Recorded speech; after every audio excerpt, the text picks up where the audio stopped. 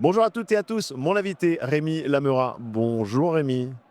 Salut Jérôme, bonjour à Bon, tout le monde. tu vas nous parler Et de rugby. ta reconversion et surtout nous dire bien comment ça va depuis la fin de la carrière.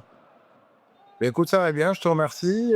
J'ai pas eu le temps de m'ennuyer puisque j'ai été un petit peu double actif à la fin de ma carrière en ayant démarré le projet Domaine Grand Jour, notre propriété viticole, en 1 an et demi avant d'avoir arrêté. Donc voilà, les journées sont bien rythmées, animées. Il y a beaucoup moins de temps de repos que quand j'étais sportif de haut niveau, forcément. Mais tout autant de stimulation et d'émotion, c'est surtout ça que je recherchais à travers un produit qui rassemble, un produit de convivialité, voilà. Et le domaine que l'on a racheté maintenant il y a 4 ans est toujours en cours de développement, puisque on est parti avec pas grand-chose et puis on essaye de faire revivre un petit peu cette propriété de la rive droite bordelaise. Tout à l'heure, tu disais que tu avais préparé la reconversion avant la fin de ta carrière. Bon, la fin de ta carrière, c'est Clermont, la SM et l'UBB. Tu as préparé à Bordeaux le vin ou tu l'as préparé à Clermont, ta Je l'ai reconversion? préparé bien avant. Je l'ai préparé un petit peu à Castres, hein, À dans Castres aussi. le vignoble du Gaillacois, un superbe vignoble du sud-ouest, mais de manière un petit peu informelle parce que avec l'emploi du temps et l'activité d'un sportif pro, c'était compliqué de trouver une formation. J'ai eu le plaisir d'en trouver une quand j'étais joueur de la SM, notamment en formation chez Benoît Montel, vigneron des Côtes d'Auvergne, qui est en quelque sorte mon mentor un petit peu dans le vin. Quelques passages au lycée viticole de Bonn en Bourgogne et puis l'obtention de mon BTS agricole viticulture oenologie en parallèle du rugby à Clermont. Puis ensuite j'ai continué forcément la formation et la curiosité, la découverte du monde du vin en rentrant dans ma région d'origine. Et puis c'est naturellement derrière que je me suis lancé dans ce projet-là. Rémi, tu es à la retraite, mais est-ce que tu arrives encore à faire un petit peu de sport ou à aller voir du sport? Ou le travail t'accapare complètement? Non, malheureusement, j'arrive pas encore m'aménager quelques plages de sport. Alors, est-ce que j'y arrive pas ou est-ce que je ne veux pas? Je sais pas trop.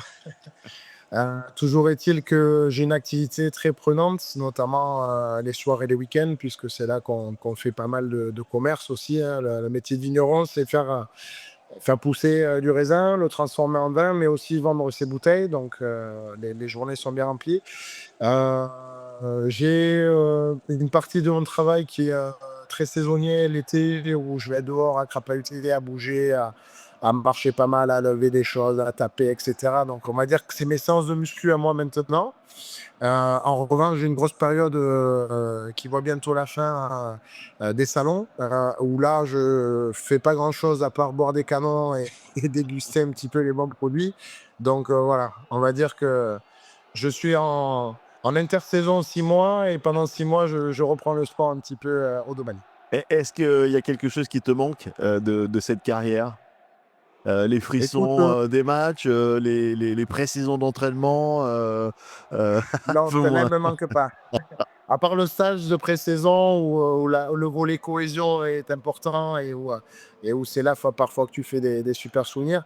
C'est vrai que j'ai aimé souffrir avec des mecs, souffrir ensemble, c'est ça qui pour moi t'amène ce supplément d'âme et ce petit plus qui peut te permettre dans un championnat de plus en plus lissé de faire la diff. Donc oui, forcément que c'est des moments, quand tu les vis, compliqués, mais une fois qu'ils sont finis, restent en mémoire. J'ai pas beaucoup de manque honnêtement parce que, encore une fois, j'ai la chance d'être stimulé par ce que je fais aujourd'hui et qui est une passion, hein, une vraie passion, donc j'en apprends tous les jours.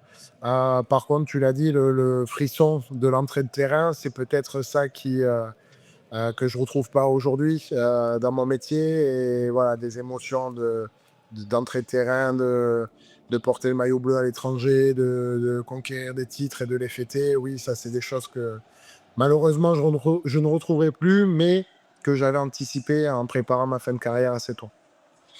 Rémi, merci beaucoup. C'est la fin de notre premier épisode.